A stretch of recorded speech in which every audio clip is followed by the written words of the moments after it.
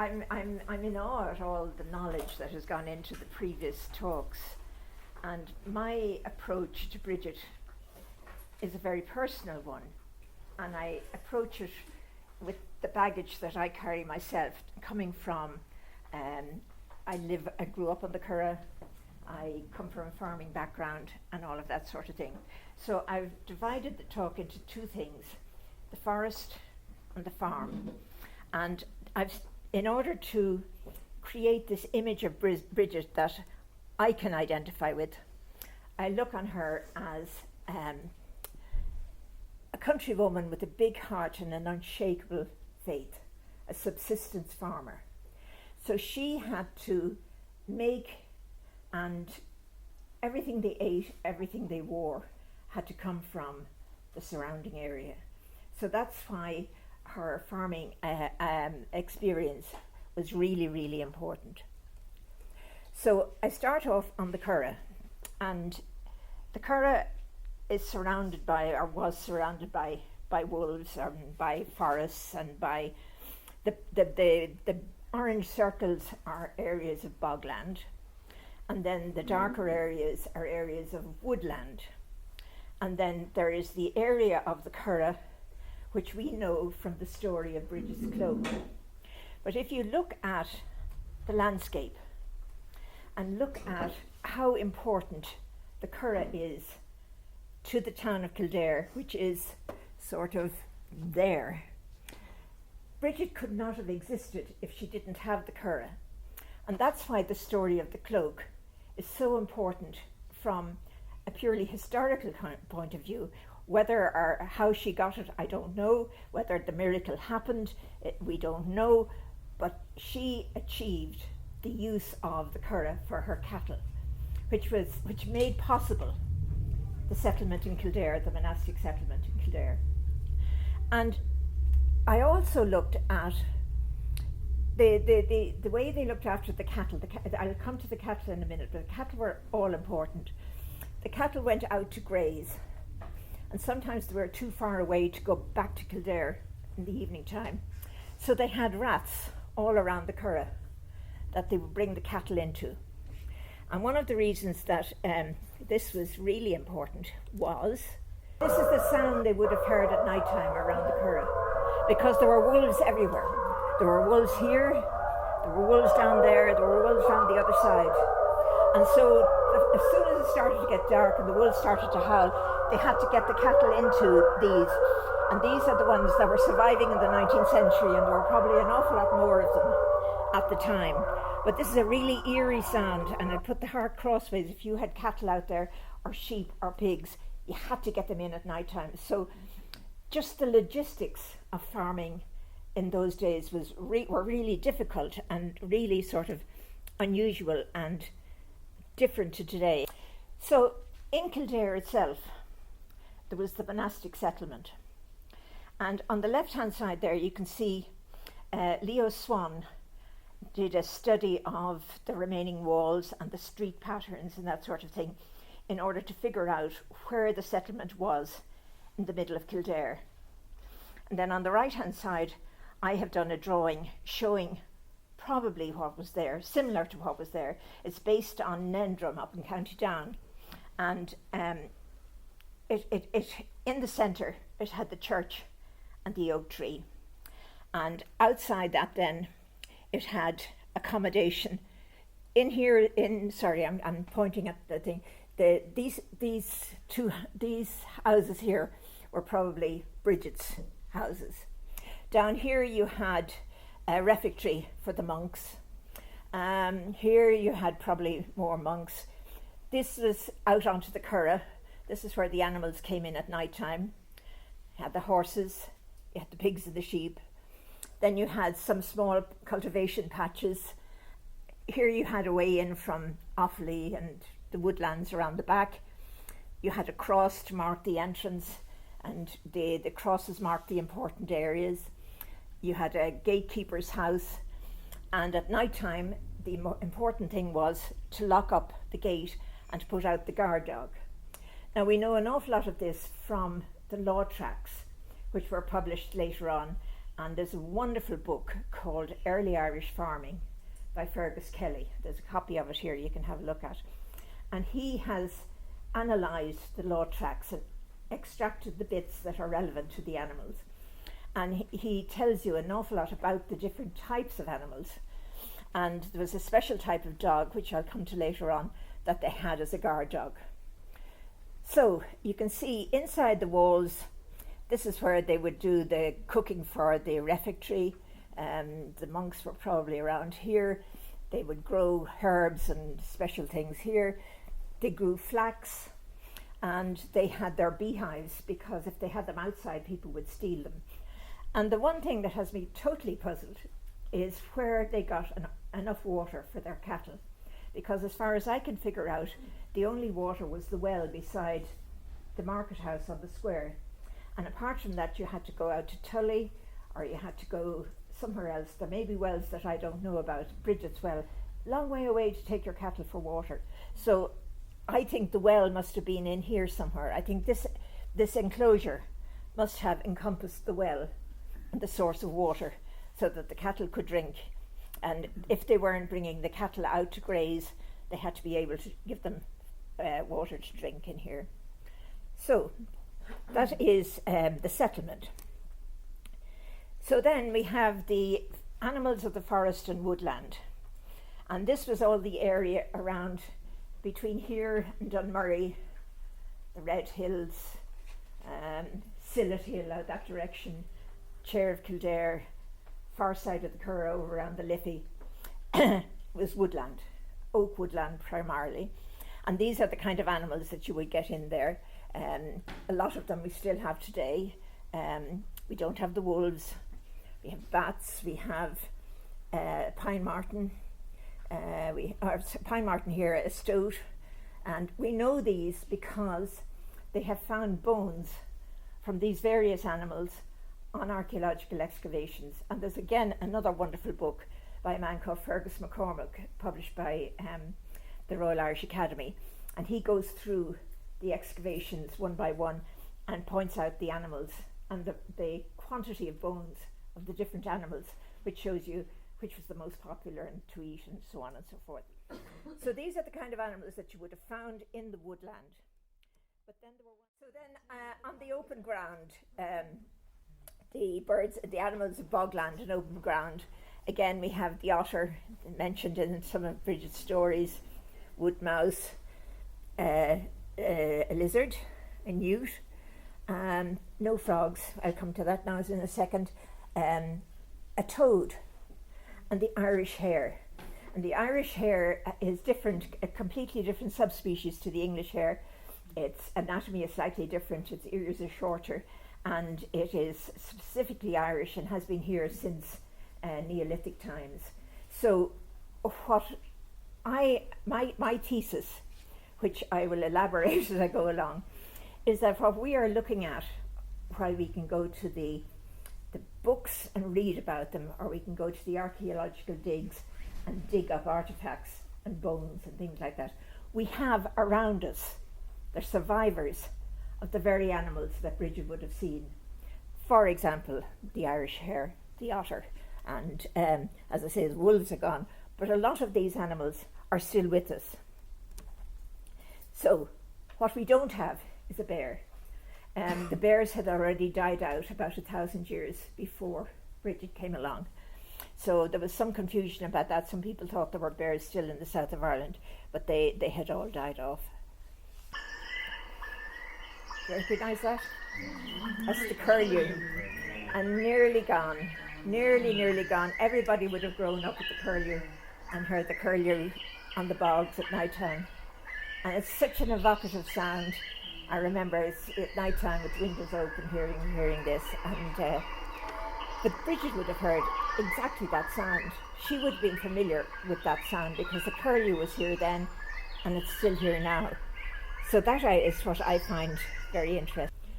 Now these are the birds that aren't found in the 5th century. The pheasant was a later importation, as was the magpie, as was falcons. The early Irish didn't hunt with hawks. That was something that came later with the Normans. So at Brigid's time, none of these birds existed in the country. So now I'm moving away from the wild animals to the farm animals. Now, in a society like Brigid's, it was all about the cows. The cows were supremely important. The whole of the day was organised around the cows. The weeks, the months, the year was organised around the cows. You mated the cow in the autumn, she produced a calf in the spring, she lactated during the summer, and you made your butter and your milk and your cream. She stopped milking in October, November, mated again for the following year. So the whole year was around the life cycle of the cattle. And then there were the calves. When they calve in the spring, for the first 28 days or so, they would leave the calf with the cow. And after that, they would separate the calf from the cow, where the cow could see her, and they would milk the cow twice a day, morning and evening. And they would milk 3 of the teats, and then they would let the calf in to drink from the 4th one. And that's the way they did it. And if you read about Brigid's stories, there are endless stories about trying to keep the calves away from the cows. And this is why, because they wanted to get enough milk to make the cream, to make the butter, to make all of this, while the going was good, because the amount of milk yield went up and up and up in May, June, and then started to go rapidly downhill. So by the time you got to September, October, there was hardly any. And another interesting thing is that the Irish never made hay. So the animals really had to survive on what they could get in the winter. And frequently the animals were in poor condition and they wouldn't go in calf, and there were all kinds of logistics like that. You had to try and get better and better grazing locally. So you had to try and preserve your winter grazing and stop all your neighbours having it. And so you could put your cattle out there for the winter grazing so that you would have the calves in the spring. So all of this had to be taken into account. And another thing was the type of cattle we had. These small black cattle that came here, again in Neolithic times, they were brought by the first farmers. They were very slow to mature. They were small, they could thrive on very little grass, and they matured at a slow rate. So in England, they were having calves, their cattle were calving at 3 years. In Ireland, they were 4 years before they calved. They didn't actually mate them until they were 3.5 years old. So the whole system of farming in Ireland was slower and more basic, and the type of animal, it wasn't a bred for beef it was a totally unimproved breed. It was what they call a landrace breed, where it survived in a pocket area, and they didn't breed for body weight, which is what cattle do now, or for milk yield. They just bred to have an animal so that they could get some meat out of it.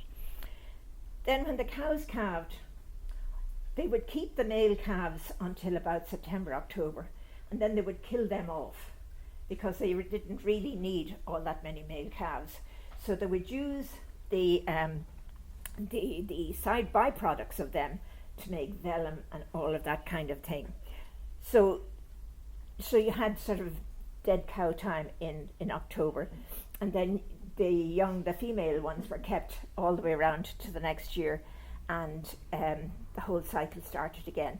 But when you got up in the morning, you had to milk the cows, you had to let the calf into the cow, then you had to get the calf away from the cow, then you had to get the cow to get some grass, then you had to bring the calf and not let the calf milk. It was just the logistics of the day were fraught and busy. And when the cows were out grazing on the curragh, sometimes they would milk them out there, and then they had to carry the milk back on their back. They've excavated wooden buckets that were 12 inches high and that had a lid. So they think they carried those on their back from the grazing grounds out on the curragh back to the monastic settlement, where somebody, a specialised woman, would have made butter or would have made cheese or whatever. So anyway, so that's the Kerry cow. It was far and away the most common cow. The other cow was the Drimmen. I'm sure you've all learnt about the Drimmen down Gaelish in school. And the Drimmen is the drum fionn. It had a white back. And this cow still survives today. And Irish native rare breeds, there are very few of them, but what they are a genetic bank which links us directly back to the time of Brigid. So, in the Driven, we have Brigid's cow with the red ear. They're very rare. The average one is this colour patination. Sometimes they're white with black ears, but very, very occasionally get a white one with a red ear. And they were really sacred, and Brigid had a cow with red ears. And you talk about Inish Bo Finna, Inish Boffin, Balloch and Bo Finna, the Milky Way. This was the cow that they were talking about. It was a bigger cow. It had more milk and more beef, but it required a bit more grazing. But it too could live on very little. And it was very easy to breed. You could breed quite early on with these cattle. And they were also a kind of a status symbol because they were bigger than the little black cattle. So if you had one or two of these around, you were doing well. So that is the Drinnen. And there's now a Drinnen society, and they are breeding them. And a huge amount of genetic work has been done on these endangered rare breeds. And the mitochondrial DNA goes, an unbroken thing, right back to Brigid's time. So what we're looking at today is a direct link from what Brigid would have had. They would have kept the male, or some of the male Drimmens, as oxen to plough with. And these are the uses that they put, the byproducts and the associated skills and the uses that the cattle were put to. So almost every single thing they did in the homestead, milk, cheese, butter, beef, bone marrow, blood, hides for shoes and things, tallow for candles. They wouldn't have had candles if they didn't have that. Bones they used for combs. They needed to make combs. Horns they used for drinking vessels. Calfskin they made vellum from to paint on to do manuscripts. The dung was valuable because they needed it to fertilise the beds that they had in the monastery. A cowherd was a position of great responsibility because you were there with the cattle. And all these cattle raids and people going off raiding for cattle, it was cows they were looking for. The cows were the gold standard because they gave milk and they were the unit of currency. So the more cows you had, the richer you were. So anyway, as well as a cowherd, you had the milkmaid who milked them. You had somebody who made butter, somebody who made cheese. You had a butcher who killed off all the calves in the autumn and that sort of thing. You had somebody who tanned the leather. They made a tanning thing from the bark of the oak trees, and they tanned the leather to preserve it and to make it more supple. And then they made shoes out of it, or they made harness out of it, or they made belts or whatever out of it. And that was a whole skill in itself. A wheelwright. Wheelwrights are, making a wheel is a complicated thing. A wheel has a hub, it has spokes, it has felloes, it has an iron band that goes around the outside. And all of these are separate processes, and a wheelwright had to be a master of all of these. Manuscript illumination, everybody knows Josephine's work, superb, very specialised. They figured that, a calf skin, you'd get two calves, 2 pages out of a calf. And then you had to do first of all you had to take the hair off them, then you had to stretch them, then you had to scrape them, then you had to make them more subtle, you had to put whiting on them. You had to do a huge amount of preparation. And then it went off to somebody to do the illuminations on. So every single thing traces back to the cow. The farrier is important. And then, the milch cow is the unit of currency.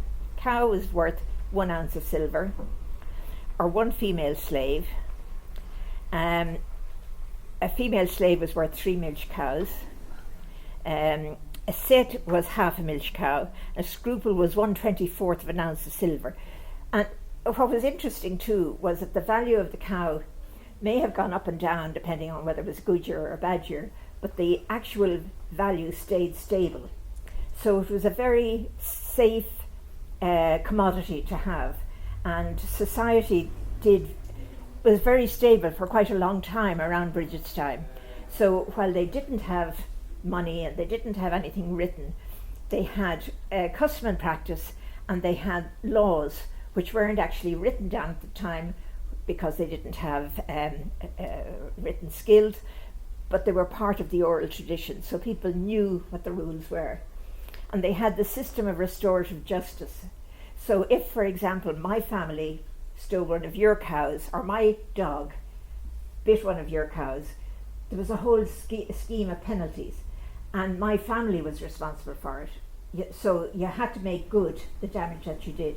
So they had it's really, really fascinating. Every single thing is covered in the law tracts, and Fergus Kelly goes through all of that in great detail and in a very, very interesting way. So they also said like that the population, James Durney said that the population in Kildare would have been around 500. I read somewhere too that the country was divided up into tuas, which was a sort of a kingdom, and they reckon there were 150 tuas in Ireland, and that the population of Ireland at that stage was around about 500,000, which means that each tua would have had a population of around 1,500. So Kildare would be part of a tua. And then in tuas you had the Finna and the Der Finna, which was a family related thing. The tua had a king, and so there were 150 odd kings, but in his kingdom there would be a number of families, and the family was basically the descendant of a common great-grandfather, so they would have all lived in a group together for safety and for comfort and for all of that sort of thing. And somebody said to me, it must have been like Coronation Street, where you had the same people talking to the same people all the time, and the same arguments going on all the time, and nobody coming to visit, and you had to have the same conversation over meals again, which gives you a sense of the claustrophobia, in a way, of the people living this hand-to-hand existence and their total occupation with their animals. The people would have milked the cows out on the curragh. Sometimes the cows were brought into milk. Sometimes they were spancelled to stop them kicking. There are all sorts of rules and things for that. Sometimes too, if the cow wouldn't let down her milk without her calf, there's a special word for a calf tie. So they would tie the calf in front of the cow so she could lick the calf, and then she would let down the milk, and they would milk out the 3 teats, and then they let the calf in on her. So that's the way they did it. And then some societies today still keep the calves away from the cows, let them at them for a short time, take them away again. So that was that. So then oxen were the castrated male driven, and they had, when they were ploughing very deeply, they used a team of 4. And again, the law tracts cover the man who owned the plough gets the most, and then the man who owns the oxen, the wheeler on the left hand side, he gets next, the right hand side gets next, and then the man out in front, he gets a bit, and the driver gets a bit. So again, the whole thing is worked out fairly, and everybody can see what everybody else is getting. So it really, really interesting. And then they would do deep ploughing for things like carrots and parsnips and things like that, where they actually had to go down into the ground. But more often they would be doing shallow ploughing for corn, like oats, wheat, barley, and then they planted flax, and they planted sallies for wickerwork, and they didn't have potatoes. Potatoes didn't come in till much later. Carrots, parsnip, cabbage, all of those kinds of things. And they again had to be planted and harvested. And a lot of the people who did this work could be married monks who were living surrounding the settlement. And they, in exchange for having mass on Sundays and protection and cures and various things like that, they gave their labour in exchange, and they were granted some land for them to get food for themselves and for their own families. So that was the oxen. So then the next most the cattle were the ones that were most widely found on feasting sites, but giving them a close run for their money were pigs. And the early Irish pig, which unfortunately has now become extinct, was called the Irish greyhound pig. And you can see how similar to the wild boar it was. And it survived in Ireland from, again, the first farmers, the Neolithic period, right down to, I think the last one died out in something like 1890. And the English visitors totally ridiculed it. And the English were great ones for improving things. So in England, you won't find very many of the kind of animals I'm showing you now, because they were improved. They bring in goats from the continent, or they bring in cattle from somewhere else, and they cross them backwards and forwards. And it was one of the first things they wanted to do when they came here was to improve everything, improve the land, improve the cattle, improve the sheep. So anyway, they had pigs. They had a lot of pigs. And then this is the kind of sheep they would have had. The Kildare sheep, again, nearly became extinct. And one man spent his lifetime gathering together 60 of these sheep. And when he got old, he gave them to the department to mind. The man who was minding them in the department fell ill, and somebody else sent them all to the factory. Oh. So somebody else came along and said, look, we'll start again. So they now have about 20 of these sheep, and they're trying to, they've done the DNA on them. This is where the science comes in. We wouldn't be able to be sure that these are what they are without DNA analysis, and it gives us a huge amount of information about them. So we have the Kildare sheep. They're leggy, they're thin, they're narrow, their carcass isn't worth anything.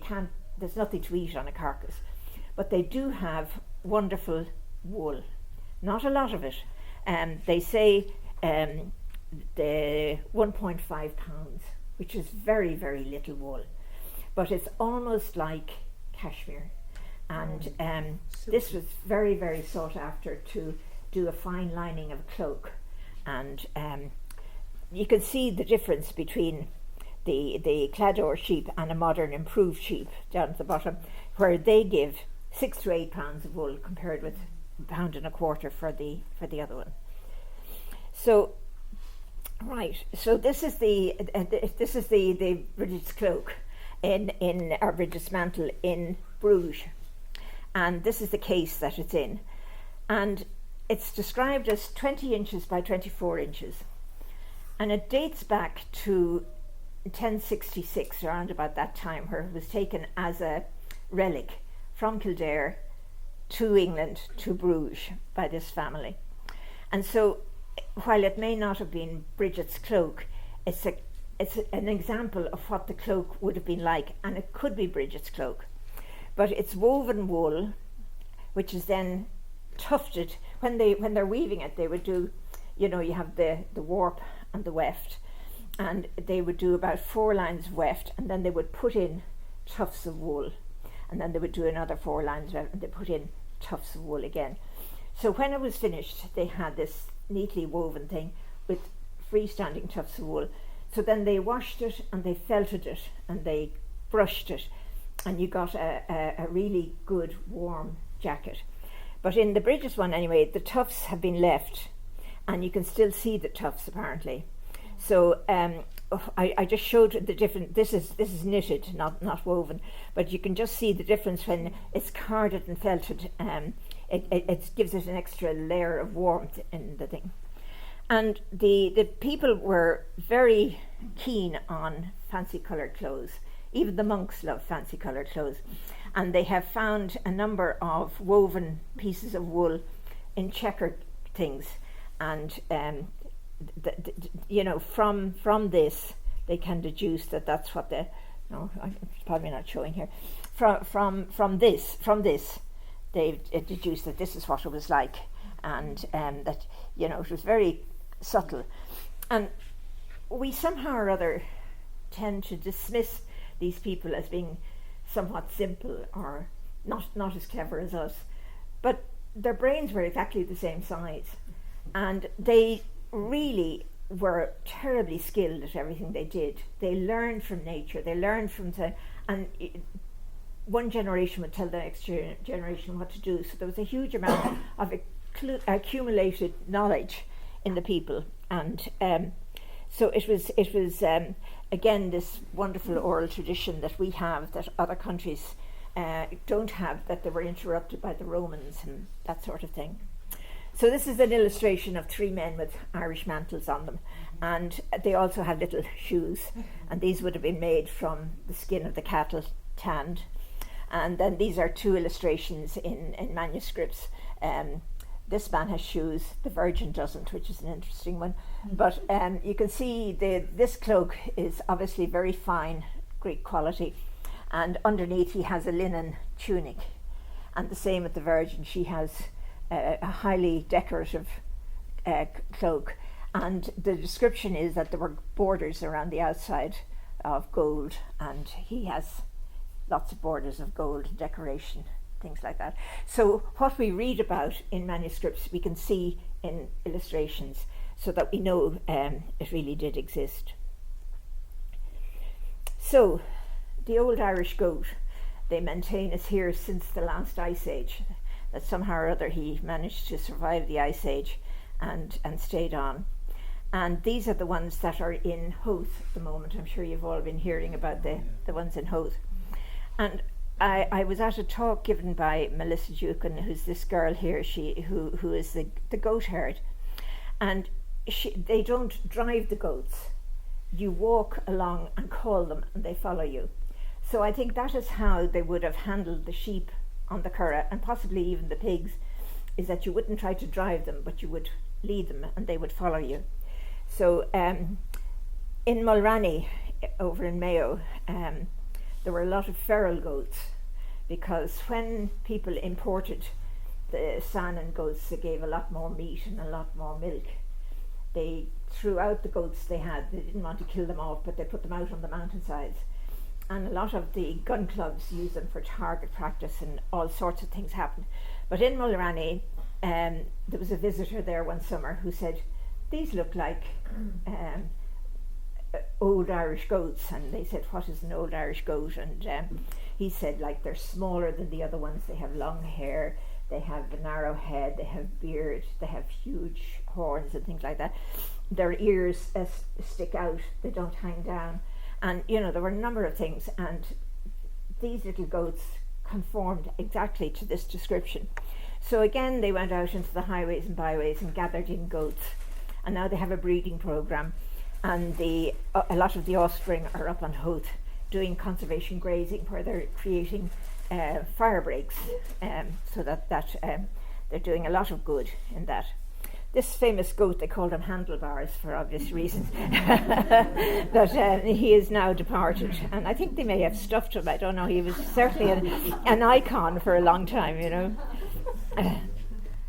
So this is my pet project, the native pony, the Kerrybog pony. Again, they talked about small horses, and a Garran being a small horse, Gar being short, and Garran being small horses, as compared to bigger horses that were brought in later by the Spanish or by the Normans. These were little small animals. And again, the donkey didn't arrive in Ireland for years and years and years until the end of the 19th century. So this was the beast of burden. This was the pony that carried the turf, that carried loads of panniers of stuff to the market. Or they would have gone from, say, in Kerry, I'm talking about in Kerry now, they would have gone to Cork with butter, once a year, and they would have gone to Dingle to collect fish, dried fish, and bring them back. And they had these panniers, and a man down in Kerry called John Mulvihill. And these are the kind of stories you hear. John had a sister who was a historian, and she told him that she had read a book, and they talked about, it was the history of Kerry, and I'm sure the librarians will be able to tell me what it was. It was an 18th century, Charles, somebody come to me, and that they described the small horses that were very prevalent in Kerry. So John thought, well, maybe they're still there, and he went out looking for them, and he found ponies that didn't look like Welsh ponies, and didn't look like Shetland ponies, but looked like each other. So he started putting together a group, and he assimilated about 20 ponies. And then he decided, right, he was going to take photographs of them and issue passports and try and get the department to recognise them as a distinct breed. And so he did that. And one day he was on the radio talking about this, and John Flynn, who was head of Weatherby's DNA laboratory, heard him talking and thought, wow, this is interesting. This doesn't happen very often. And he contacted John and offered to DNA tag the ponies. And mirabile dictu, their DNA was totally different to all the other horses in Ireland. And the links that they had were mostly with Northern Europe. So somehow or other, ponies from Northern Europe came down and were in this little corner of Kerry between the mountains and the sea, and they survived into the 21st century, which is a great story, But if you look at, now if I can get this right, if you look at the horses that are illustrated on the high crosses, they're approximately the same size. And these horses pulling the chariots, they're feisty and they're happy out, and they have done historical reconstructions with chariots, showing what the ponies are like. And the ponies, they didn't plough with horses, because the collar that we are all familiar with, the round collar, didn't come in until the Normans. So they had a yoke around their neck, which worked fine for cattle, but horses are built differently, and so the yoke would press on the windpipe. So all of these animals would have had just a thing round the front of their chest rather than the collar. So I don't know whether I can get this to work now. I don't seem to be having much luck with the thing, but this is me channeling my inner Brigid on the current.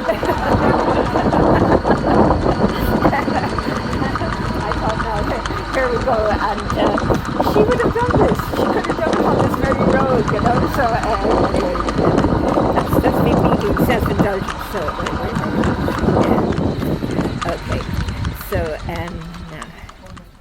So they didn't have donkeys, and consequently they didn't have mules. Mules were, very useful, and they could carry heavier loads, and they could go with less food and all sorts of things like that.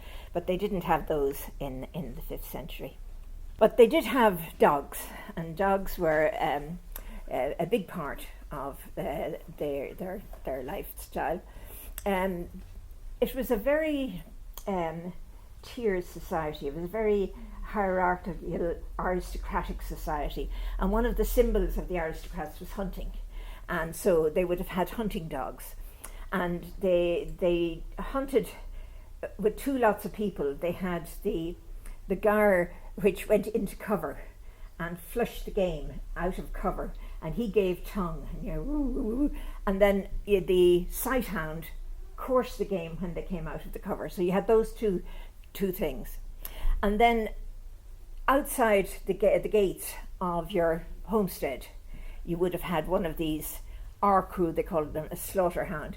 And this was the kind of dog that Cuchulainn fought with. They all expected Cuchulainn to be dead, but he had managed to kill the dog, and so he took over the role of the dog, and he became Cuchulainn, So anyway, so there were a lot of dogs, each one with a different function. And they were very prevalent and things like that. Yeah. So then cats and chickens, they're, nowadays we talk about, living on chickens. But the chickens in those days were scrawny, and really they were more like sort of fighting fowl that you have now. If you compare the top ones with the bottom ones, like these are little egg factories, and these you'd be lucky to get little small eggs out of them, and not very many.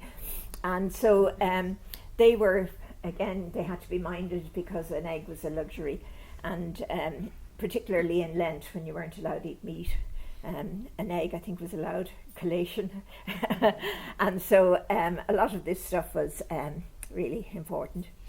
And then cats, to keep down the rats. The rats are always with us. And they hunted around, and they sort of lived cheek by jowl with the people at the time, because in Pangerbawn, everybody knows the poem written in the margin where the monk is talking about Pangerbawn. But again, the people improving them have got in, and they've turned this into this, So this might have some genetics in common with what was around at Brigid Town. This certainly hasn't, So, but it's really interesting, like the ones that we do have the links with, And again, I'm just finishing up now. The bees. This was the native black bee, and they nested in trees. They nested in hollow branches and things like that.